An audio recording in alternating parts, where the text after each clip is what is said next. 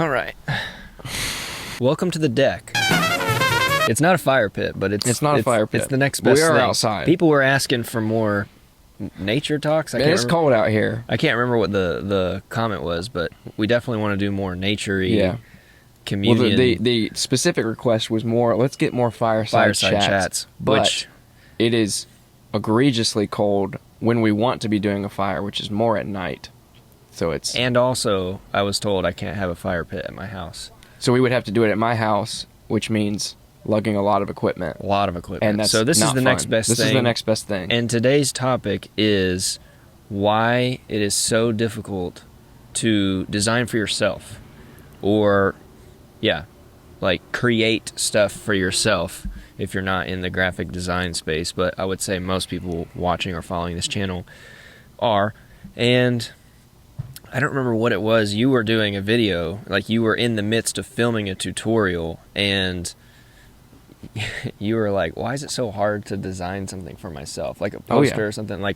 And so the idea is that when you have like a brief or a client project or just any kind of project that's given to you, you kind of know the steps to take to find the inspiration and to make whatever it is, because you're like, okay, I've done this a million times. But then when it comes to like just doing something, for some reason we run into like an issue. Like it took me a long time to come up with my own logo for my own brand, which is like a lot of people hire out something. But why do you think it's so tough to like make for yourself? I have some thoughts, but I wonder what your thoughts are. Well, I mean, essentially the most primary thing that happened that made me think, oh Lord, like why is it so difficult to design for yourself, is I was making posters specifically for my room. Like I was making a poster for my room,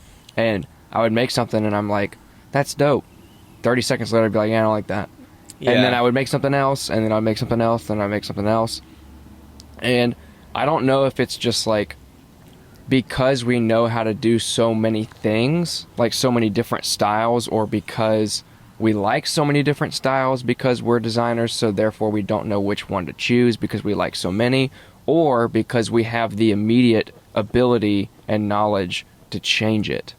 Like we can make something, and if we don't like it, we have the immediate ability to like hop on a design tool and like change it and make it something completely different. And so it's just annoying. Like it just is annoying.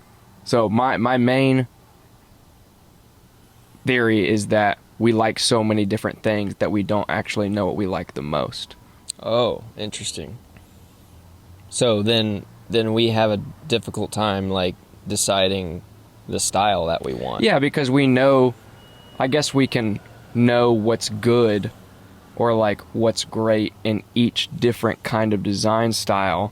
And if we enter into like, well, I want a poster for myself that's great, we know how to make 20 different styles great posters. And when I was designing, I didn't actually like nail down a style first. Like what actual style do I want? But even then, after that, it was, I know what style I'm doing and I make a poster. And I think maybe a part of it is just being hypercritical of your own work. So like when you're designing for a client and they give you a brief and they give you a reference, they're entering into it with what we hope to be some sort of admitted ignorance of like not being able to do it themselves, or else they wouldn't have hired you. Fair. And then you give them something and they immediately, if it's any sort of good, they're immediately going to be like, that's awesome. Like most of the time, you know, because they just don't know any better. Mm-hmm. But you could design something in 10 minutes that a client's like, yeah, that's awesome. And you give it to me and I'm like, it's not great. Yeah. You know, because we have like such a different standard, because like it is what we do. Yeah. Yeah. I mean, yeah, I wonder what Toby thinks about this, just because he's so good at like the style that he likes to do. Because I'm even trying to think like, well, like I really like the vintage style. You know, I draw a lot. Yep. I'm into the vintage letters, stuff that has a lot of stuff going on. Yep. But then it's like, do I want to put that on my wall though? You know, but and so I get what you're saying. Okay. I get Yeah. I get what you're saying. It's like that is what I want to make, and sometimes I will just letter stuff, and there's all those papers in there with just lettering stuff that nothing's gonna happen. It with, was but like a commitment issue. It was like I designed something in a program and knew it was dope, but I didn't know if I loved it enough to commit to printing it and Yeah. framing it and then keeping it for an extended amount of time. Yeah. I mean, so my general thought process behind why it's so difficult is this idea of like creative income fatigue, meaning everything we do, we have to try to monetize it, which is counterintuitive to what a lot of what we teach on the Yeah. channel. So hopefully we don't get destroyed for this. But I think there's an element, and this is why we like watching Elliot so much. Elliot is a cool guy, or whatever his channel is. It's why we like watching him so much, is because he's just making stuff. Like, he is just making stuff To make it. to make stuff most To of the have time. fun. I don't know. I mean, he may very well have clients. I have no idea. I mean, it seems like he pours a lot into his YouTube channel, but that's why it's so important to go and watch him sometimes, because it's just kind of wackadoodle, and you can think this, that, and the other, whether you like his style or not, but you can't deny that what he's doing is very freeing at times. And so I feel like we live in a time and a culture, especially in the US, that suggests whatever your hobby is, you need to monetize it. And I think that can very well be true if it's your passion. I mean, I think of Juna, Detour Shirts, did a fantastic challenge with him, by the way. You should check that video out. It's amazing. Has a 9-to-5, over 100 and probably at this point over 150,000 subscribers by the time this video comes out. I'm sure he'll be past that. Several POD shops, Amazon seller, Etsy seller. I'm sure both are somewhere close to the six figures, if not already. And I asked him the other day, I said, man, I just don't know how you do it. I mean, you're just a beast. And he just said, I love it. And it's like that. And immediately when he said that, I was just like, that's why you're good at it. Like, because to me, it's exhausting, man. Like, to have an Etsy shop, it's annoying. Like, I was teaching you the other day, it's a lot of crap that you have to do in the background. Of course, with Kittl, obviously, cuts your design process down to seconds, pretty much. I mean, you can have a fully fledged shop design list ready in less than half a day with Kittl. What you have to do is be disciplined to do the back end work to make that stuff work. Or you could get a third party plugin that costs money to generating prompts and all that kind of stuff. There are plugins that help you list stuff. Yeah, but they're expensive. Oh. And they all have to talk to each other. And well, doing the creating part is the fun part, and then it's like the trying to figure out how to actually monetize it is what's extremely frustrating. Sure. And so back to my point about I had I guess a relatively deep conversation with some of our friends maybe like 2 months ago or so, and we were having this conversation about how everybody thinks they have to somehow figure out how to monetize what their hobby is, and their issue was, why can't a hobby just be a hobby anymore? Because generally it's a hobby for the sake of it being something that entertains you, something that provides you with a new skill, which leads you to new pathways to learn new things. It's kind of like making puzzles. What's the purpose of making a puzzle? For nothing, kind of. It's just to start the task and finish it. Well, yeah, I mean, you can something hang you it enjoy, up if it's, well, okay, so there's the point. If it's something you enjoy, that's cool. People Start a YouTube love channel of you making puzzles. Okay, so there you go. So now we've entered back into how do I monetize this? Yeah. Now, if your passion is showing others your passion for puzzle making, that's where the two are married, and I think that it's very good. And so, and it's very different. I mean, what we're kind of talking about is why is it so hard to design for yourself or create for yourself is different than why can't I finish this puzzle? You may just not be putting the pieces together correctly, but it's much more difficult to, I don't know. I mean, there are times when we get done recording and it's the afternoon And I do have the sheer intensity of desire to draw.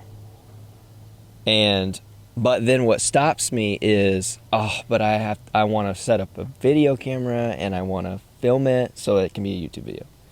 So it stops me from drawing. Because I know in my mind it could be a good video for my channel, not the Kittl channel, for my other channel, if I set it up and I create a time lapse. And then I'm like, I just want to play Pokemon, then forget it. Yeah.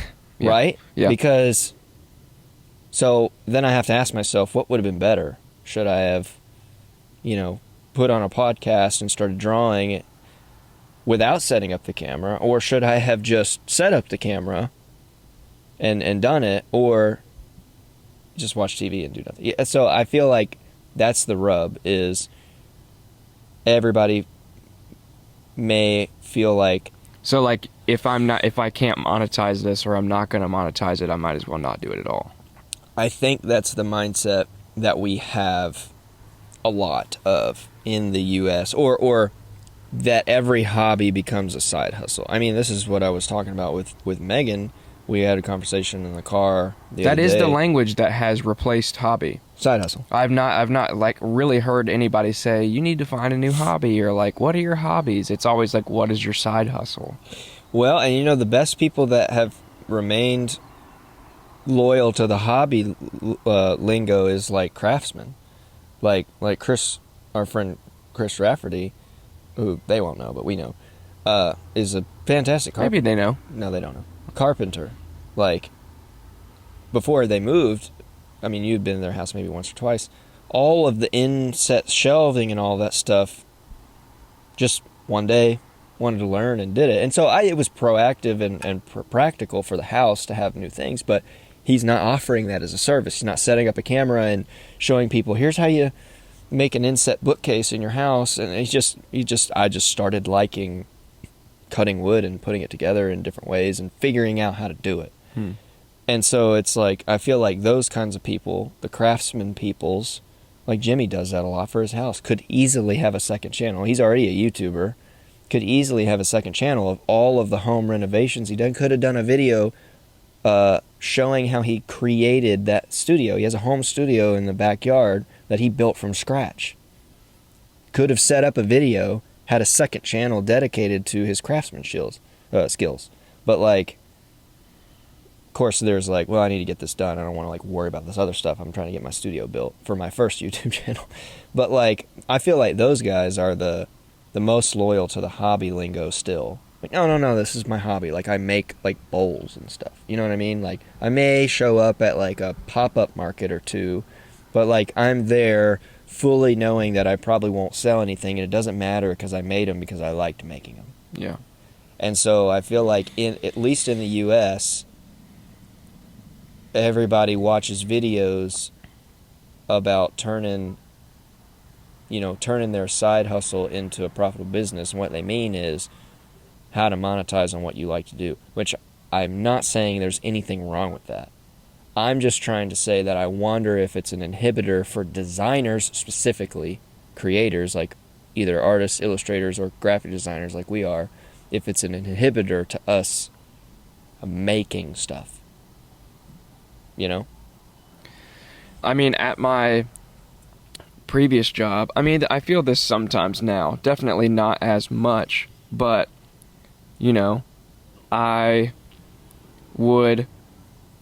most of my previous work was client-based, and so I had to make things that they wanted me to make and not things that I wanted to make. And It's fun to make things that I want to make. And I'd be in the first half of the day, maybe early afternoon, like, man, this evening I'm just going to like design for fun. And by the end of the day, I was just creatively tapped. Oh, you said I'm going to design like later. I just want to design for fun this evening, and like I just want to do this and like design something that I want to design for once in 2 weeks, But if it's almost like we have this blessing and a curse where what we're passionate about is our job, so it's almost like it's hard to do it as a hobby because it's also what we do for work. True. Yeah, I mean, More so the being like straight tapped out creatively at the end of the day. After dealing with clients, I was like you, like, well, I just want to play Pokemon and then go to bed. Well, yeah. I mean, because there's no real agenda there, you know, and it's just tough. I mean, it's the same thing. I had a talk with CJ, said the same thing, like, I just haven't lettered in a while, and it's like because I just design all day long for work. It's like, I just want to do something else, you know? And so then he uses the words like, it's almost like he's saying, I need to find a different hobby. So he started this like lino cut stuff, which is still creative but different, and it's very challenging. And now he's into this like trying to cut out. He sent it to me yesterday. He's like trying to use the Cricut to cut out like fabric lettering. So the Cricut will take this piece of, it looks like carpet, and the razor is so sharp it'll cut his lettering inset into the carpet, so it's like a little banner. He made a little banner for his son. And of course he lettered his name, which probably didn't take super long, but the point was him trying to figure out how to get the Cricut to take this carpet and make this like puffy. What it looks like is like a varsity letter jacket. Yeah, that's what it looks like, the little puffy letters that are on your Letterman jacket or whatever. And it's sick, you know. It's like, and he didn't I mean, I told him, I was like, bro, you could have just filmed that, because he has a channel he doesn't do anything with, and you know, and he's just like, yeah, I mean, just doing it because it's challenging and it's different. And so it's like, that's still kind of in the creative niche, but the way that he was talking is like, I've got to find a different hobby than graphic design. Like, graphic design is work, so then play has to be something else, you know? It's funny how before I was doing graphic design was my play, and it was so fun, and now that it's my work, I have to find a different play. It's like, what is this game that we're playing, you know? Yeah. I don't get it. I mean, I still think that you can have a healthy amount of both. I mean, I feel like what we do with the channel and in the, like when we made the Gen Z posters, which you guys can check out that video, yeah, we were doing that for, you know, we were doing that for a video for Kittl. But I mean, I had fun trying to figure out how to make those posters. It was very fun. I did not like, there was no grading system other than like, you were just saying I like it or didn't like it, but there was no agenda. That was not for a client. That was for myself. It was my idea to turn Gen Z posters into, and so that was, it's kind of more of an exercise, really. And so, you know, you can parse that out into any time. I mean, we're gonna turn dad quotes into T-shirts, and that should be fun. I mean, I mean, it should be. There is no like. See, I think that's, and maybe this helps people. I don't know. You'd let us know in the comments, graphic designers. Like, graphic design for a lot of times is very brief oriented, is very design heavy in terms of like deliverables. Okay, and so what we did differently and more entertaining wise with the Gen Z thing was just like, here's the quotes. You have to make something. It just has to have the quote, right? And so what we're gonna do with the dad quotes as T-shirts is, you're gonna have them, and you have to figure it out on your own creative time. What does this phrase look like as a shirt? I'm not giving you a brief. I mean, you didn't give me a brief. You didn't say that slaps, and then it has to have a clapping emoji. Like, you didn't give me any requirement. There were no borders. Like, there was no sandbox. Yeah, I think. And so that's when Pinterest comes in. Oh yeah. And I just started typing in crap, just random stuff, and just trying to collect stuff, and that's fun. Scrolling Pinterest is fun. The That's Gas one, I pretty much guessed spot on what you were gonna do. I just thought it was gonna be with like the classic red gas. Oh, gas can. Yeah. But you did like a whole pump. Yeah. So I don't know if that helps. You know, provide some sort of kind of limitless boundary to bringing fun back into it. And I think that's what Elliot does a little bit on his channel, is just, I don't know. I mean, he doesn't start with a brief, really. I mean, there's this concept of like, you know, he turned like TikToks into designs, and then think he made a certificate for something, but there was no like. Well, I mean, you can tell that when he starts the camera, he has no idea at all what it's gonna like. He doesn't have a like. He knows that he's doing TikToks and he knows which TikToks, but he'll like watch the TikTok live, and then like Sure. it's not like he meditated on it and like thought of ideas beforehand. Well, he's commentating on it after the fact, but yes, in the moment Yeah. of whatever that screen cap is, designing something, yeah, it's just experimental, which I think is good. I mean, and that could potentially be freeing for people to take the category and just say. I mean, it's kind of like a challenge, which is more 60 to 70% like honing your skills, kind of like a challenge. But it can also just be like, I mean, that could turn into witty gifs. I mean, it could just be for yourself. You just like, I made 70 plant pun stickers because I thought they were fun and I really like plants. And I have them at any point, and maybe that turns into like, then you sell them as a pack.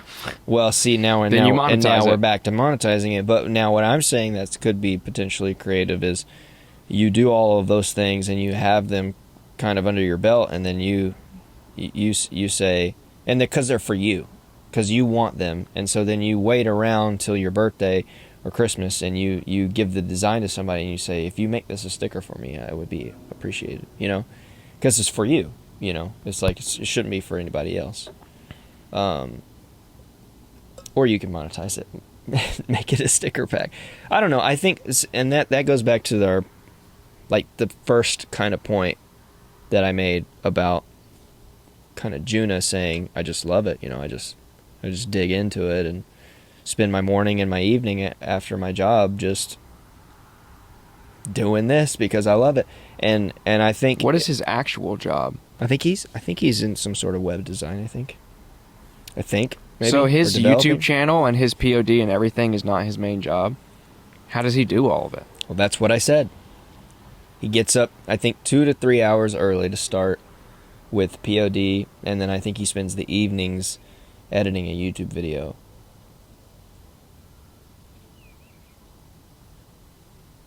So I think he gets up and he makes some stuff and he records while he makes stuff.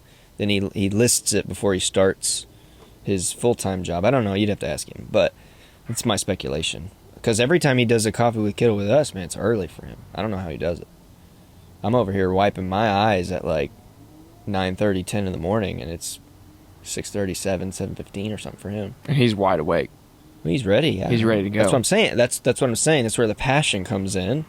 And if you're just severely dedicated to plants and you absolutely love it, and you're also a designer and you love making plant designs, then I don't see any reason why you shouldn't share that passion with the world by giving the ability to give you money. It's like, why would you stop the ability to give money to yourself if another person that's passionate, that's not a graphic designer, also loves plants and they love your designs? I'm just saying that those things have to be married.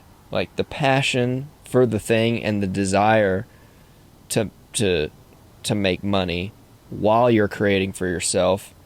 It's a sweet deal, but it's a tough one to find, I think. I think most people get into print on demand or trying to start an Etsy shop, and they're throwing everything and anything at the wall, and their designs may look good, but it's like the store lacks passion, and it's evident, and it's mismatched, and the Etsy algorithm has no idea how to even categorize that because it doesn't know what your store has, because you've got notebooks and t-shirts and mugs with 7 different designs on them that aren't cohesive, and it's clear that it's disjointed, and so then it's difficult for anybody to find you because the people that are going to purchase from you are also the passion lovers of what you want. So I don't know. I think that I don't know what the moral of the story is here, but it's difficult. Yeah, I've somehow still not been able to figure out how to be less of a critic of my own work. So you're stuck on the you're stuck on the I'm actual. harsher on myself. Like, I could see it's almost like, I don't know. And maybe honestly, a lot of the stuff that I like is, it's a design, but it's been taken from a design and been like mocked up really well, or it's on a screen, or it's in an environment, or it's like a dope poster flat lay that's like really trendy and moody and whatnot, so like you can see it in use. And just like on the artboard, on the canvas, in the program, it's like, no matter how good it looks, it's never going to look as good as it does like in real life or on a good mock-up or something. So I'm like scrolling through Pinterest and seeing these posters and something, and I'll see something that I kind of want to recreate with my own twist, and it like, I'll finish it, and it's like, it doesn't even matter how close I get to the original, it just doesn't look within 10 times as good. And maybe it's because it's not like mocked up. Maybe. Well, Like, that's where Kittle's super easy. 'Cause like you the can just po- jump the thing over to the is- mock-up. But yeah, I mean, that's what I think may also stop people from creating, is because they don't believe that what the thing is that they've made looks good in context. And I've spoken about this before when I've made, I think I was doing like, I was doing like real niche print on demand items. And by niche, I mean like just in the realest sense of the word, like yard banners. And the yard banner that I made, like on the artboard, was kind of not nice. But as soon as you see it in the yard, with the cut off of where the, stuff coming out of the side of the flowing banner looks, it makes sense as a banner. It doesn't make sense as an artboard, which flat kind of looks like a digital poster, like a web graphic, which it does not, right? And so I think that may also throw people off, to your point, is like they're not thinking of like the intended context use case. Because like, I'm thinking of like what you're wearing right now on your sweatshirt. Like that on a white artboard, just vertical like that, Just looks and like there's nothing. it just looks like nothing. It looks like there's like some text on the left and some text on the right. Now it's on your hoodie, and there's depth to it, and there's a pocket, and there's or like stitching my here, hat. and there's a hoodie here. Like on an artboard, this probably looks like BS. Yeah, well, you put it because on the it's hat and it like looks dope. it's like an endless canvas of nothingness, and you just have some stuff there, and there's no bounding box to it, right? There's no application. There's no application. There's no grounding to it, Yeah. and so I feel like that could slow people down from creating, because they get the artboard fatigue, which is seeing a white artboard and scared to put anything on it because it's not going to look good, and they fail to recognize what it could look like on. It's the same thing with the painter and a Okay, white sure. canvas. Yeah. It's the same thing. Yeah, sure. Or me, when I go to sit down to draw and I'm afraid to start my first lines because I think this drawing is going to look like crap. And most of the time it does at the beginning. But, the more that you see how the pencil or pen is interacting with the paper, and you have texture to it, and you start editing it and it comes to life, then it's nice.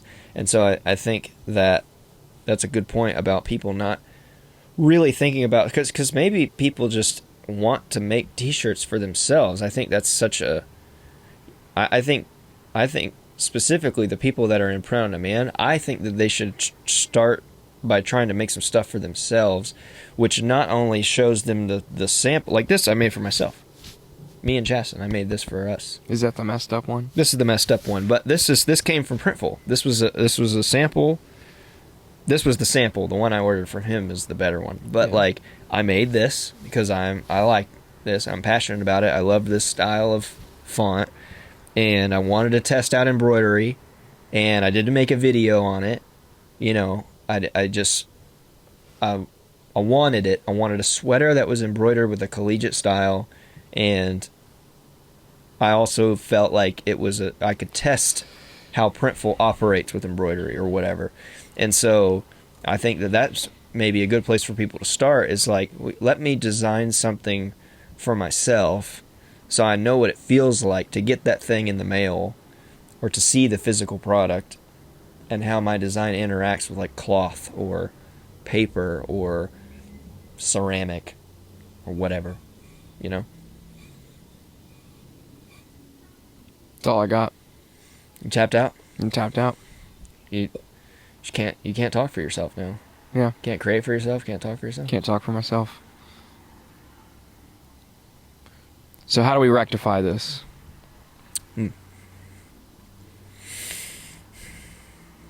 Well, one way I think is to subscribe to I'm just kidding. Subscribe to Kittl Subscribe to Kittl. That's going to help for you. endless inspiration and being better at every aspect of your When life. you subscribe to Kittl, I think that it is going to solve a lot of your... A bunch of things are going to start happening. Yeah, that's true. I think if you subscribe to Kittl, it will not only make it easier to design for yourself, but you'll be entertained while doing it. No, I'm just... That's not a joke. It's not. I mean, I think you should subscribe to Kittl especially if you've watched to this point in the video and you haven't done it already. It's right there. What's the point then? I mean, I'm just saying, like, what helps me, just if we turn back to practical things for a little bit, it definitely helps me to take just a couple of mini breaks in the day. Mini. No, mini. I think taking walks, man, just gives me the ideas. I never have more ideas for stuff that I just want to do than when I'm not, like, at home or, like, working. Well, yeah, you got to give yourself space to, like, think and actually let... Because, I mean, if you're thinking on, like, what you're doing at that moment, that doesn't really give yourself a lot of mental real estate to think about other new, fun, different, exciting things. You have to leave the environment and not think about it. And like when you take a walk, you don't take a walk with the intention of trying to think of a bunch of creative things. You just take a walk to go take a walk. And then you end up getting the ideas. Yeah. Because you have the space for that stuff to kind of just come to on its own. Yeah, and then I think what's important at the end of that walk, if you're not going to just list all of the things that you thought about, which is being creative and getting the list out of your head and on paper to eventually be tackled one day, is to just target just one thing. Like, just out of the things that I thought about on this walk or on this time driving around where I was not working, what would be the funnest thing of all the things that I talked about? Like, the funnest thing to achieve. And then that's how it could potentially be easier to design for yourself. Maybe. Yeah. I tend to, like with the Etsy thing, for example, this applies to designing as well, but I tend to get immobilized by thinking of too many things at once. Oh, God, yeah. So that's like when you're designing for a client or you're doing it for work, it is more on its own contained to be step by step. But when you're designing for yourself, you have like free reign to jump to the end in your mind. Yeah, you haven't given yourself any steps. And then you're like thinking about everything, and then you can't do anything because you're thinking about everything. So I guess you have to manufacture steps in your mind. Or like for an Etsy store, I just have to okay, day one, I'm going to go on eRank and find a bunch of search terms. Day two, I'm going to find a name for the Etsy shop. Right, yeah. Day three, I'm going to make one product. One. Yeah. And because that'll help you, because you'll understand how to put the title, figure out the tags that work, your product description. Well, yeah, you and learn all the that muscle things. memory. Yes. Yeah. And, if you sell phone cases, then majority of your product description is copy and paste, other than maybe a line that is dependent upon whatever that artwork is. Yeah. So you got to create baby steps. It can't just be like, to do, start Etsy store. It has to be like... And then line 2 is get rich. Get rich, yeah. Yeah, which That's immobilizing. Which and I talked to Ryan recently, which again you guys can check that video out as well. I talked to him recently about that, and he said, "Well, there's nothing." He just said, "I said we got to create realistic goals," and he said, "Well, I'm not going to look at a channel that's doing it and think that I can't do it too. That would be disingenuous of the fact of creating an Etsy shop to say that I can't realistically make $100,000 from the Etsy when there are other people in the world doing it would be silly." So what he does is figure out the steps to get there. So they have to be in the right order. It's not start Etsy shop, Get rich. 5 trendy things, and then I'm rich. You know, it's hard work, I think, in the beginning. It's hard work to get there. So yeah, practical steps. Take a walk. Formulate the ideas.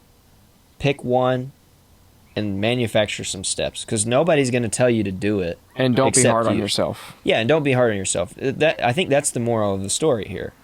Nobody's telling you to do anything, and I think that's why it's so bloody hard. It's designed for yourself. Nobody's sitting there telling you to do it. So you got to tell yourself to do it. Just do it. Just not a sponsor. Yeah, not a sponsor. Well, everyone, please subscribe to the channel and let us know. When you subscribe, stuff will start to happen. When you subscribe, stuff will start to happen. I'm pretty sure I've set this as a premiere, so we've probably been in the chat this entire time, and now at this point it's very meta because we've been answering questions that have happened. But if you're not watching it during the premiere, please comment below so that you can join the conversation, because we need to know, like, what you think about this and Please. how it can be easier to design for yourself, and or just other questions you have, because we love making videos like this, especially outside. As you can see here, we're in nature. And on that note, we will see you in the next video.